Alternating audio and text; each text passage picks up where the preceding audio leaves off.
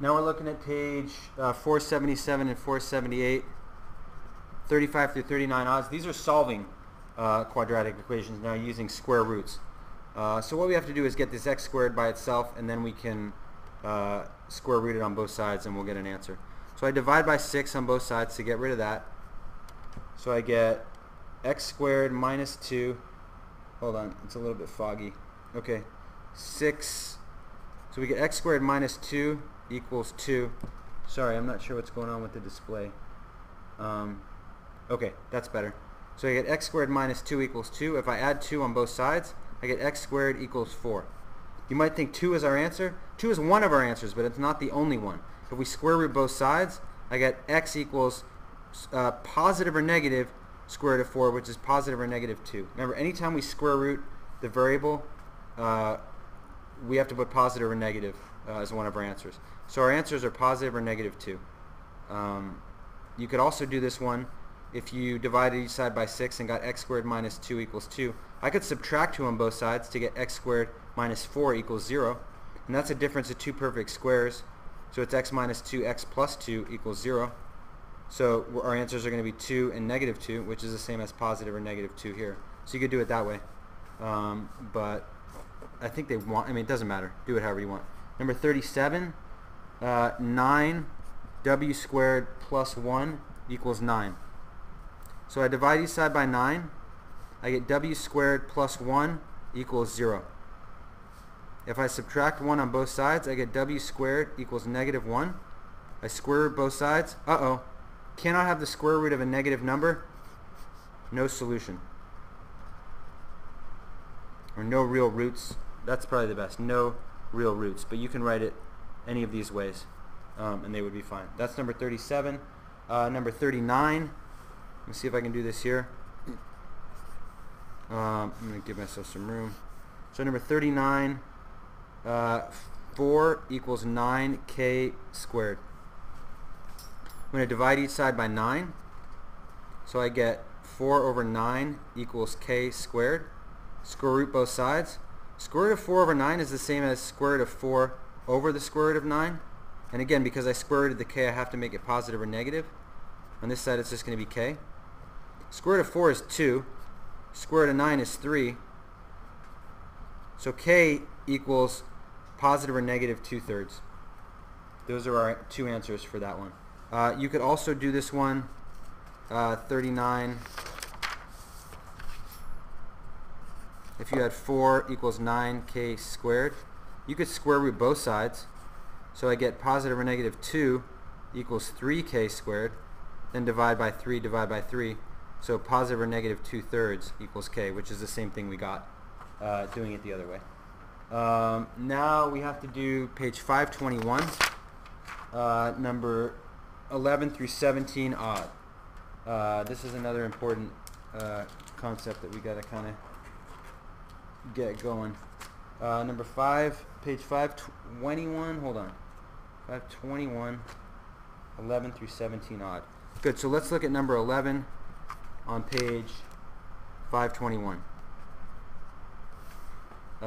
We got square root of 84 over the square root of 121. Bunch of different ways we can do this. Easiest way is, oh look, square root of 121 is 11. So I simplified it a lot right there. Square root of 84, I could think of that as the square root of 12 times 7 over 11. I could think of the square root of 12 times 7 as the square root of 4 times the square root of 3 times the square root of 7. Now I got a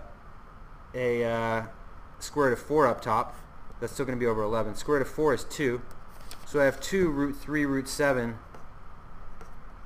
over 11. Root 3 and root 7 we can't do anything to because we can't split them up, so we just have to join them back up. So it becomes 2 square root of 21 over 11. Let's look at number 13. We got 10 over square root of 13. We have to rationalize the denominator. We have to get rid of this radical on the bottom. We could have done this one the same way as we're about to do number 13, but it's just easier if this is a perfect square root. It kind of rationalizes itself, and you get rid of the radical. In this case, square root of 13 you can't get rid of unless you multiply it by another square root of 13. So if we roll to the bottom by square root of 13, we have to do the same to the top just to make sure this equals 1 and we don't change the value of the original thing. So square root of 13 times square root of 13 is the square root of 169, which is just 13. Easy way to think of it is square root of something times the square root of the same thing, just equals that thing without the square root. On the top we just have 10 square root of 13. Can't do anything there. I can't reduce 10 and 13, so we're done. That's number 13. Number 15, we have 3 times the square root of 20t to the 6th.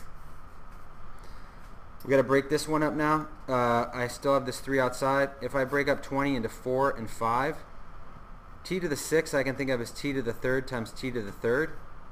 I have a square root of 4 here, so I can pull a 2 out. I have 2t cubed, so I can pull one of those guys out. The other guy goes away. So I have a t to the 3rd out here. So outside now I have 6t to the 3rd times the square root of 5. All this other stuff's gone. The 5 doesn't come out because he doesn't have a partner and he's not a perfect square root. Let's look at 17 now. Hardest one of this type probably that you'll see. 2 times the square root of 6k squared over the square root of 9k to the 4th. How the heck do we do this one? Well, we have to rationalize the denominator, so we can multiply everything by root of 9k to the 4th times over root of 9k to the 4th.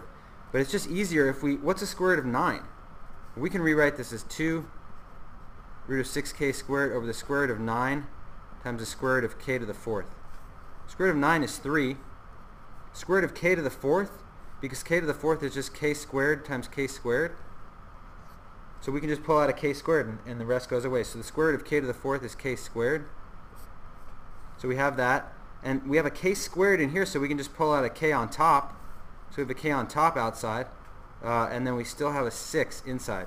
K squared's out and a k came out. Or k squared's gone and the k came out. There's still a 6 inside.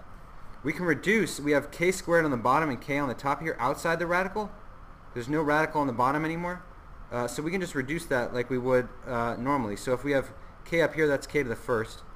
If we scratch out one of those k's, we scratch out one of those k's, we will have reduced them.